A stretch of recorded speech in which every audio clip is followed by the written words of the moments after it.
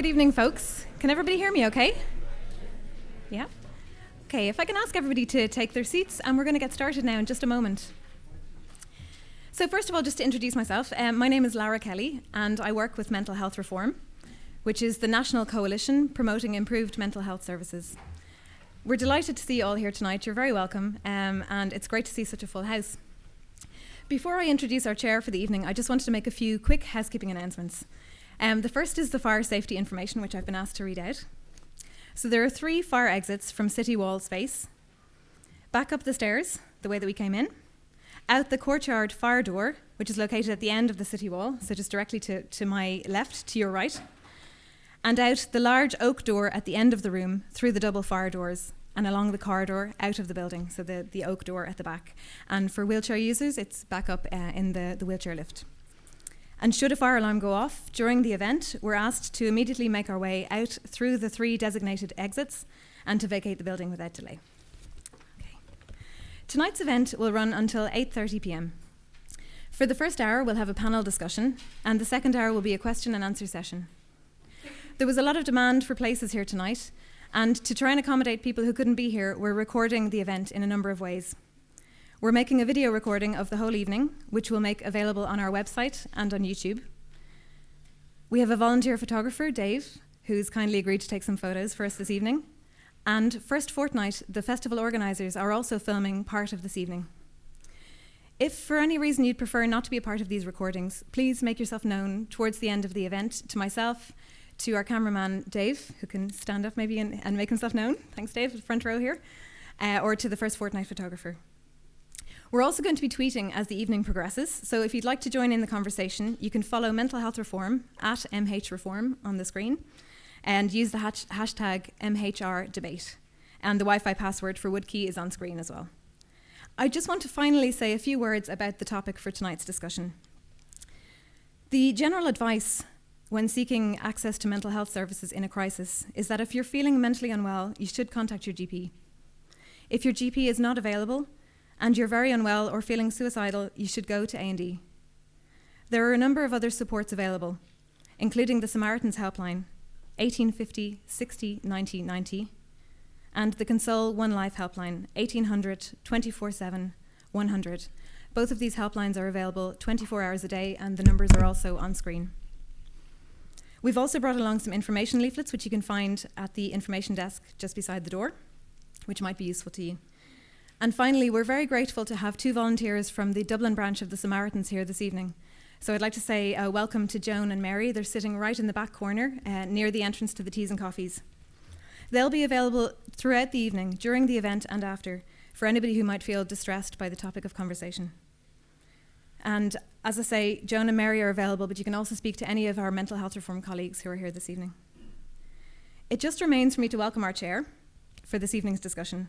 We're delighted that she's agreed to be here today, and I know that the proceedings are in very safe hands. So please give a warm welcome to broadcaster Marian Finucane.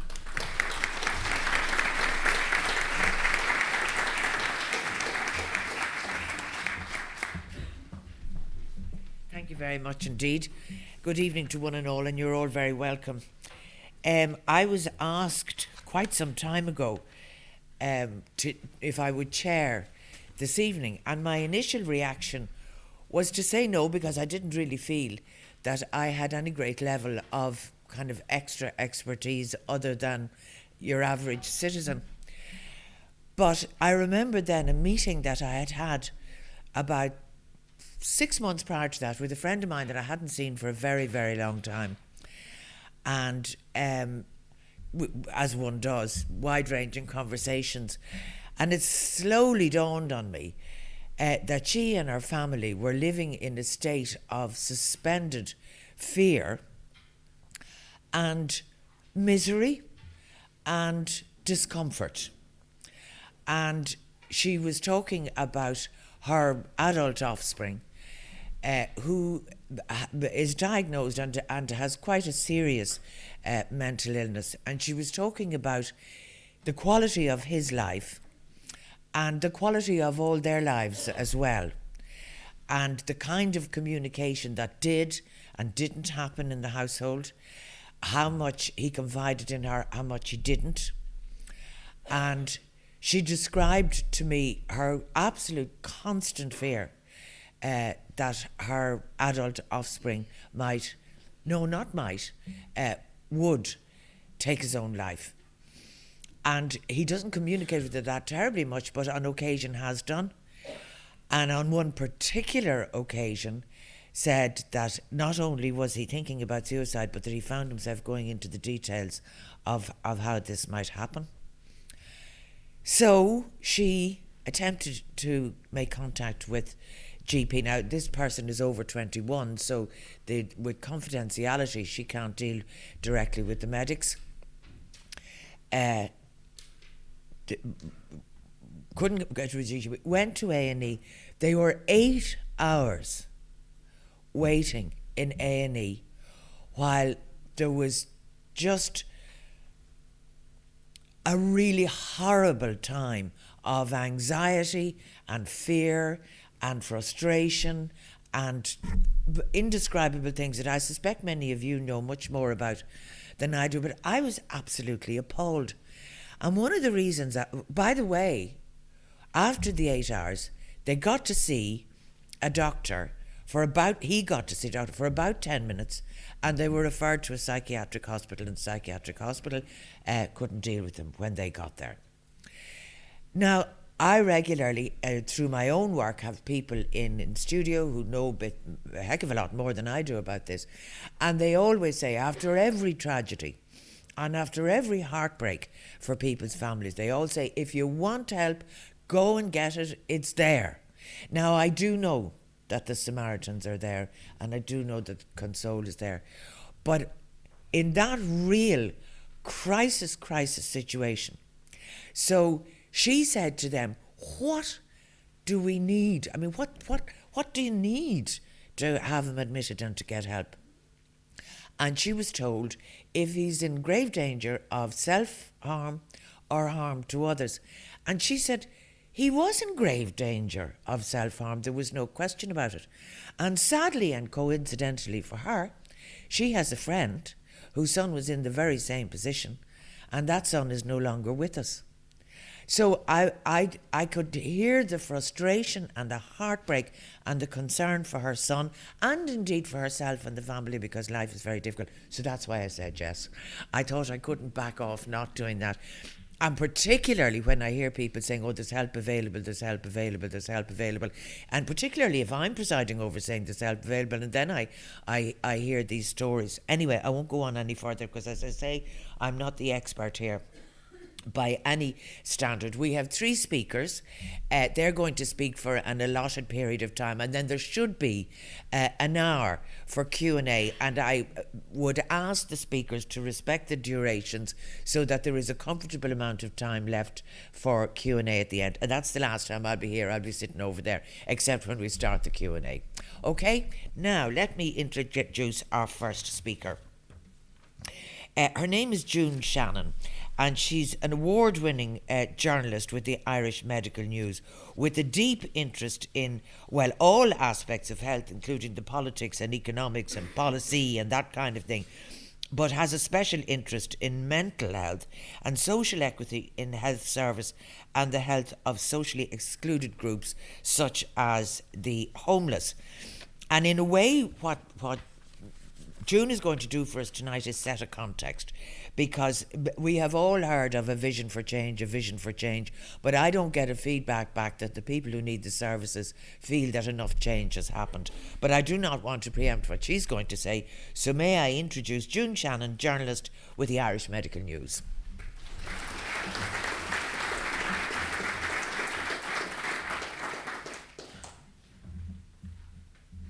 Thanks a million. Hi, everybody. I'd like to start by thanking Mental Health Reform for asking me to come here this evening. It's a very kindly invite. I'd also like to thank Mental Health Reform for choosing this topic. It's a very important issue, the issue of health services to people in crisis, and it's an area that certainly needs highlighting. From a bit of research that I've been doing around it, it looks to me like the people in crisis, there isn't much of a instant service out there across the country for people in crisis, and that's something that we really need to highlight. So for my part this evening, I'll be looking at the services available to people in an emergency situation, the policy and the reality. My lovely mum passed away on the 22nd of November 2012, and for a number of months before she died, unfortunately, she was admitted a number of times to A&E. In fact, she joked that she'd been there so often that by rights she should have been given a loyalty card. I remember one particular visit more clearly than any of the others. I was sitting with mum in a cubicle. The only thing between mum and I and the patient in the next cubicle, a young woman, was a threadbare curtain. Mum was sleeping, and I was so close to the adjoining curtain that it was impossible not to hear every detail of the young woman's case. She was being assessed by a doctor who told her that she would have to go home and come back in the morning to have the deep gashes in her wrist stitched by a surgeon. I was so shocked by what I heard, and I heard everything. It was impossible not to. I heard this young woman give a full and detailed history of a short life blighted by mental illness. I don't know, and therefore cannot say, if a psychiatrist had seen her. She'd obviously made a serious attempt at ending her life. I sincerely hope that she did receive a psychiatric consult. Was there someone outside waiting to accompany her home? Was she returning to an empty house alone in her time of crisis? Did she return to have her wrists treated the next day? I don't know, and I probably never will, but I do think about her a lot, still to this day. What struck me about that night and the many others that I spent with mum in A&E was how completely inappropriate an environment it is for anyone who is in mental distress. A&Es are scary places, full of very sick and not so sick people. Machines beeping, monitor alarms going off every few minutes, staff stretched to their limits, doing their very best under very difficult circumstances. Ambulances blaring, lights flashing, the drunk guy in the corner roaring at his friend, and privacy is non-existent. In fact, A&E is an assault on the senses, and for anyone who has suffered from an acute attack of anxiety or depression will know their senses are already over-heightened. So even a few minutes in a crowded A&E can be a torturous experience.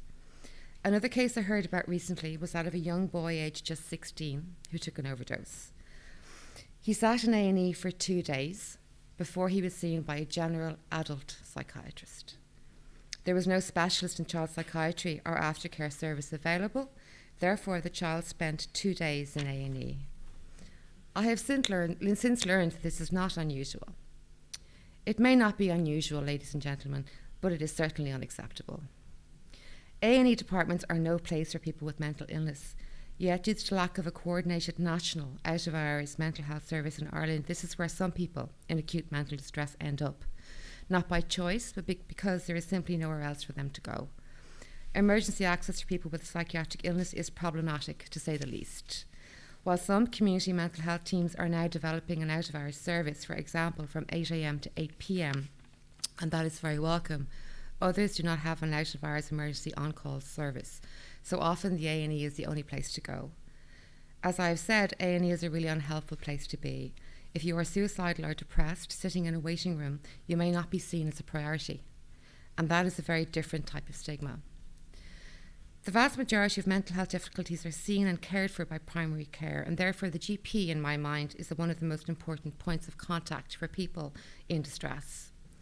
According to A Vision for Change, which is Ireland's national mental health policy, local multidisciplinary community mental health teams should provide a single point of access for primary care for advice, routine and crisis referral to all mental health services, including the community and hospital-based. However, unfortunately, that is not the case around the country. I spoke to GPs who told me that currently when someone needs an urgent psychiatric assessment, by and large they have no option but to refer them to A&E in the absence of an alternative or direct referral to a public psychiatric hospital. In the private system, however, GPs can refer patients directly into a psychiatric hospital if a bed is available and if that's what's needed by the patient. The other issue that continues to be a challenge for GPs is catchment areas. Ireland is broken into catchment areas and GPs can only refer a patient into a public hospital in their catchment area. This can be a difficulty for GPs because if they send a patient to the wrong hospital for assessment, that hospital can refuse to see the patient and refer them to the correct one. However, did you know that one street in Dublin is divided right down the middle, with one side of the street allocated to one acute hospital and the other to another separate hospital? A busy GP trying to get a patient seen by a psychiatrist in an emergency situation has to ensure that the patient lives in the correct catchment area or on the right side of the street. There is even no national map available to GPs detailing which area belongs to which hospital. If you are homeless and have no fixed abode, where do you go? I believe that GPs and A&E professionals should be able to refer a distressed patient in crisis to a mental health specialist anytime, night or day, and where appropriate, that specialist should visit the person in distress in the least stressful environment, which for many is our own homes. Many people in crisis may well be able to be treated in their own homes and may not need inpatient care. Therefore, there is a need for a nationwide network of crisis resolution and home care teams for people with serious mental health who present, or those with first instance presentations who are in crisis and are candidates for inpatient admission. Studies have shown that these types of interventions can be hugely effective and negate the need for inpatient admission. According to a recent review, home-based care is thought to be feasible for about 55% of service users who would otherwise be admitted. Such care also appears to reduce costs and increase service user satisfaction. A Vision for Change recommends, recommendation 11.11, arrangements should be evolved and agreed within each community mental health team for the provision of 24/7 multidisciplinary crisis intervention. Each catchment area should have the facility of a crisis house to offer temporary low support accommodation if appropriate. I asked the HSE if 24/7 crisis intervention services were available throughout the country. The response I received was as follows: this information is not currently collated nationally.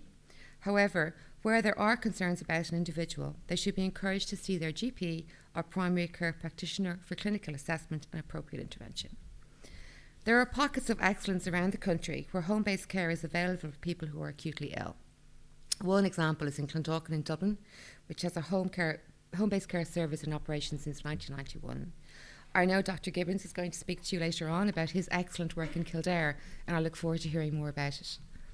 The move away from psychiatric hospitals to the community is the backbone of a modern mental health service, and community mental health teams are vital in this. However, these teams need to be staffed and staffed appropriately. The latest figures from the HSE show that of the 416 posts provided for in 2012, 3 years later, the vast majority are 91% are either in place or finished the recruitment process, with a further 4% currently undergoing Garda clearance. Of the 477 posts provided last year, the HSE told me that almost 30% have completed recruitment. That means 2/3 are yet to be filled. However, the HSE said that a further third are well advanced in the recruitment process, and the balance either at post-selection approval or early stages of recruitment. The HSE hopes to have them in place by the second quarter of 2014. The HSE also said that 20 million funding provided in 2014 in its service plan was for 240 to 280 staff to be placed before the end of the year. The government's programme for government committed to providing an additional ring-fenced 35 million per year every year over the lifetime of the government for community mental health, and that was very welcome. While mental health received the promised 35 million in extra funding in 2012 and 2013, in 2014 it was just 20 million, 15 million short, and that was a huge disappointment. Just when you think that just maybe we are getting somewhere, when you think that maybe we're slowly building a modern mental health service accessible to all, you lose 15 million euro. Community mental health teams are, as I have said, vital. However, when you're in crisis, you need access to those services on a 24/7, 365 days a year basis. But as we know, this is currently not available across the country. As it stands, you need to restrict your crisis to between the hours of 9 to 5 and preferably have it in an area with a fully staffed community mental health team. I know that Marie will be talking about the postcode lottery and how an accident of geography can make a difference to the care that you receive when you're at your most vulnerable. This is not just the case, however, in an emergency situation, and unfortunately it continues to happen every day. For example, women in pregnancy who live outside Dublin are denied vital mental health supports at a time in their lives when their mental health is most vulnerable, due to the lack of any dedicated perinatal psychiatric service outside the three Dublin maternity hospitals. The problem is that currently in Ireland, dedicated specialist perinatal psychiatric services are not available by right to all pregnant women who need them. In fact, they're only available to those women who are lucky enough to live in or near the capital. I was in a crisis twice in my life, once in 2005 when I was suffering from an acute episode of clinical depression and anxiety, At that time, I was so sick I had to be admitted to hospital. Thanks to the fact that I have private health insurance, I was directly referred to a private psychiatric facility in Dublin where I was to remain for 7 weeks. I can't remember much about the time of my admission, but I know that I was both physically, emotionally and mentally exhausted. All I wanted was for it to stop. I couldn't imagine the horror of having to attend a busy, noisy A&E, never mind sit there for hours on end. The second time in 2009, I was once again lucky that with the support of a wonderful GP and psychiatrist who cared for me at home, I didn't need a hospital admission. I was extremely lucky that at those 2 most difficult times in my life, I was supported by the medical profession and by my wonderful friends and family. Many I know are not so lucky. And while it galls me to say it, as a patient in Ireland's increasingly inequitable health service, I was lucky enough to have private health insurance.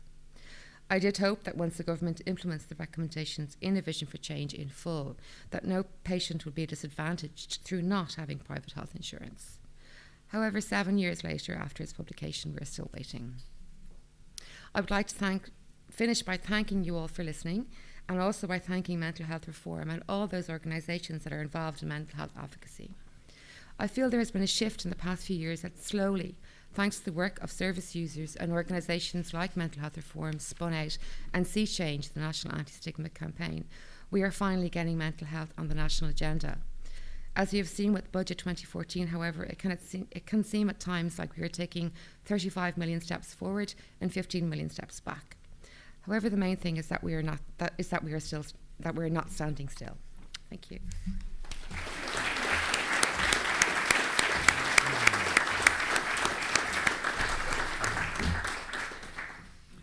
That was very helpful. Thank you very, very much indeed to June for that. Now, our next speaker is Marie Duffy, who works with youth website spunout.ie. In fact, she's heading to Texas in March to pick up an award for her work with spunout.ie, and apparently part of what she wants is that we look after our mental health in the same way as we brush our teeth, that it is that common. So she's going to talk about what was referred to there by June as postcode lottery. Now, we haven't got postcodes in Ireland yet, but apparently we do a good postcode lottery, and about the gaps in services for young people in crisis. So will you welcome, please, Marie Duffy, mental health blogger and advocate.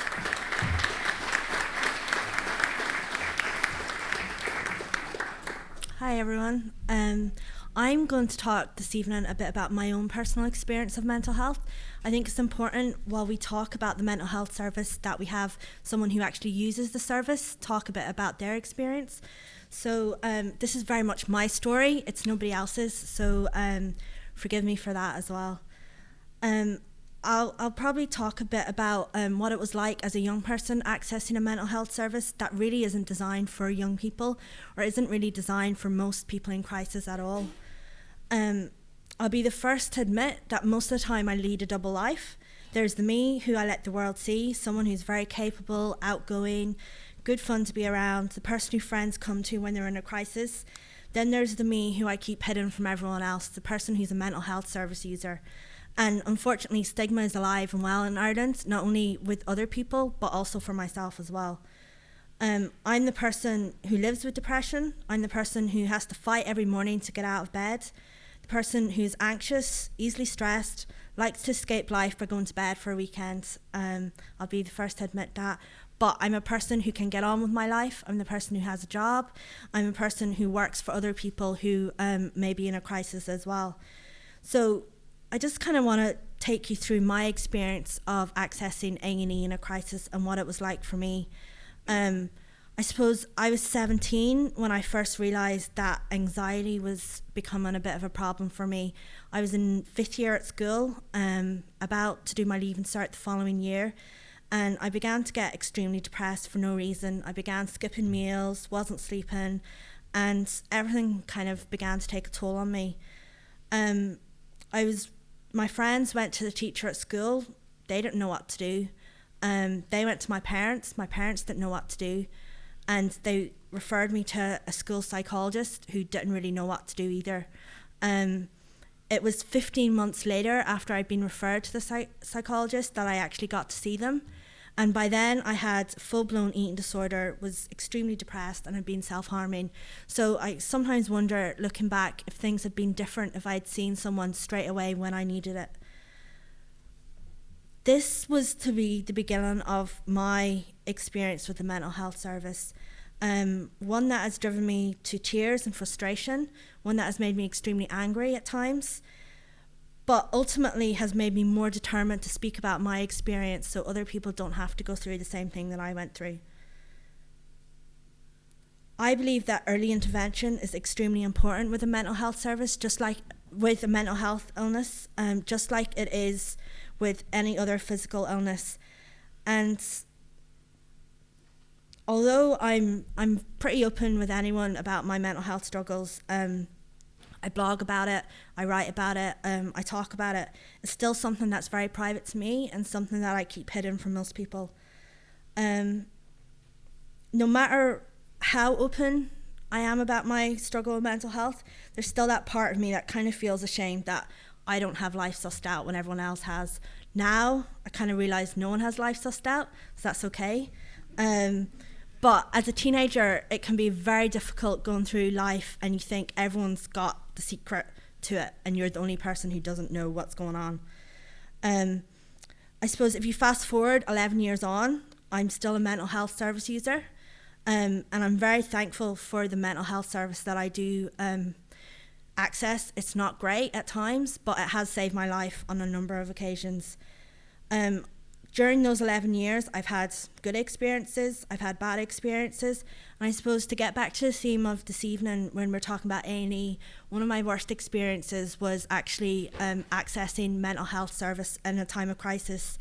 It was a couple of years ago now, just as I was about to finish college, where some people might say probably the best time of my life. And it all came to a head one day in the middle of my dissertation. I had about 10,000 words to write and I was like, shit, how am I going to do this? And a friend came over and they noticed that I wasn't in a great place. And before I knew it, thank God that that friend didn't leave me that day. Before I knew it, I was in A&E waiting to see a psychiatrist or to talk to someone. The worst thing for me was going into a busy A&E and the first person asked me, why are you here? What do you say? You can't, it's very difficult when you're in a very small waiting room, when everyone's listening, whether they pretend or not, they're all listening to see what's wrong with you. We all know that. We all have a little eavesdrop just to see what's going on. And I didn't have the words to say that I was suicidal. I didn't have the words to say that I had a mental health difficulty. So I mumbled something and 8 hours later, I was sent to triage to be assessed. And I thought that was it. Finally, someone was going to help me. The hard part was over. And as the questions as the doctor went through the lists, you could see her going through the lists in her head that they all know they have to ask you and they're kind of trying to tick it off themselves. And you can't kind of predict what they're going to ask you before they ask you. And it came to self-harm. Are you in any danger or do you feel like hurting yourself? And I told her yes. And she asked me if I had been self-harming and I said yes. And I still remember the look that person gave me. They looked up from their notes and it was kind of like, shit, here we go. Another person self-harming. What are we going to do with this person? So she sat me down and she asked to examine where I self-harm. So that was one of the most difficult things that I've ever had to do in my life. And after she had kind of assessed me, she took me out of the little cubicle and sat me down in the middle of a busy triage room and said to the nurse, watch her, she's suicidal. So it's kind of sat me there. And so if you're feeling pretty shit about your life, you're feeling much worse after seeing this person. And now I know that that's completely wrong. Now I know that when I'm in a good place, that I should have stood up for myself. But back then, I didn't have anyone to stand up for me. I wasn't able to stand up for myself. And it simply reinforced the way that I felt that mental health was treated, that there was a stigma, that I was right to be ashamed to be there. And after about 4 hours of sitting in that chair in the middle of triage, I finally got to see a psychiatrist who took me into a little room where someone was getting a cast put on their leg, and he did his assessment there with me, and I was admitted to hospital, and I was like, okay, now finally I can get things sorted out. It was such a relief to be admitted to hospital and to kind of think that things were going to get better. So while the rest of my friends were finishing college, having the time of their life, I spent a month in a psychiatric unit at home. And I suppose you can look at that experience in two ways, and I often look back at it, and in one way it saved my life and it was a very positive experience for that. But then the other side, I was treated the way I wouldn't treat a dog. I wouldn't treat anybody the way I was treated. I've only ever been in one psychiatric unit, thank God. And if there was a TripAdvisor for hospitals, I'd say we'd all have great fun. But that hospital would not have got a very high score from me at all. I remember actually one of the nurses, at times I used to joke that, because I was studying journalism at the time, and at the time I used to joke with the nurses that I was only in there to write a story on them. And they kind of weren't sure if I was telling the truth or... but I actually genuinely remember one of the nurses asking me, because I self-harmed, if I ever wondered if I get a boyfriend. And I remember thinking, yeah, that's what I think about all the time. And I kind of wished I had a hidden camera because I would have had so much fun. It would have been better than Big Brother, definitely. And I guess I'm not here to give out about the mental health service because that's definitely not what I'm about. I believe the mental health services do a fantastic job, but I think they're definitely under-resourced, they're understaffed, and the money's not there to provide people with the service that they deserve. I remember for that full month of being in hospital that I would get out of bed at 9 a.m. And our rooms would be locked. It was kind of like a ward, and the rooms would be locked until 10 p.m. that night, and you'd sit in the day room with a TV on. And I remember at the time the World Cup was on, and I must have watched every football match that was going on. I could have predicted the scores at some stages, but I know now if I was to sit in a room from 9 a.m. in the morning to 10 p.m. at night with nothing to do, only stare at the walls, I'd feel pretty anxious. So you can imagine how anxious I was after coming out of hospital, after spending a full month staring at the walls. I was so relieved to get out of the hospital that what at the beginning was about keeping me alive was actually making me a lot sicker than I needed to be. It wasn't about me recovering at all.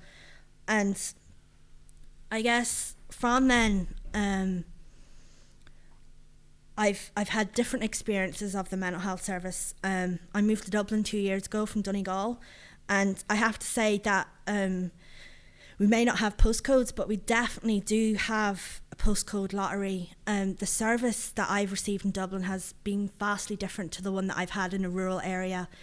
I know this isn't the case for everybody, but before, medication was the only option that was ever given to me. I was never offered, even when I was in hospital, I was never offered the services of a counsellor or anything like that. So medication became the only way that I had around managing my moods. And looking back now, when I was 17, I didn't need medication. I just needed someone to talk to. I had my leaving cert. No wonder I was stressed. It was perfectly normal. But at the time, I thought I was going crazy, and everyone else thought I was going crazy. But really, I just needed to chat to someone. So since I've come to Dublin, I've tried different things like mindfulness, exercise, and more holistic treatments to look after my mental health, and they've worked so amazingly well. For the first time in my life, I feel like I'm in control of my moods as opposed to my moods being in control of me. And a lot of this, admittedly, is down to me and me working my butt off to make sure that I stay well. But a lot of it is down to the team that I work with. A lot of it is down to the fact that when I'm in a crisis now, that I'm more likely to get seen. If I need to speak to my psychiatrist, that I can speak to them before it's too late, before I have to end up in A&E. These are only simple little things, but they make such a huge difference. And I do feel that the mental health service is a bit of a trap that people can get stuck in. And after you're there for a while, they're not really sure what to do with you, where they should put you. And maybe if you're like, I remember being told one time that I shouldn't be in the mental health service because I was too capable. And I wasn't really sure what that meant. I still don't know what that means. But I'm sure there's plenty of people who are in the mental health service who are capable. And I've had the benefit of work with a fantastic organisation called Headstrong, which is run by Tony Bates. And from the years 2006 to 2012, I was a youth advisor with them. And I was really lucky to be able to work as a volunteer with an organisation who was really wanting to revolutionise the way youth mental health was looked at in Ireland. And to be honest, I see there's people here from Headstrong, and I'm going to say what they do isn't rocket science. It's really very simple, but they do it in such a fantastic way that it makes it look like rocket science, if that makes sense. And what they do is they work with young people, and they actually ask young people what they want from mental health service. I don't know why that seems like rocket science, but for some people it is. And I think that we need something like that for adults. We need a Headstrong, or we need a Jigsaw service for adults. It's fantastic that we're providing early intervention for young people, but now that I'm not a young person anymore, I realise that I'm an older person, that adults need good mental health services as well. And I think we need a Tony Bates for adult mental health services. And it's not good enough that money promised to mental health ends up being used for something else. It's not good enough that people have to wait weeks and even months to see someone when they're in a crisis. It's fantastic, as Marian said, that we tell people to talk,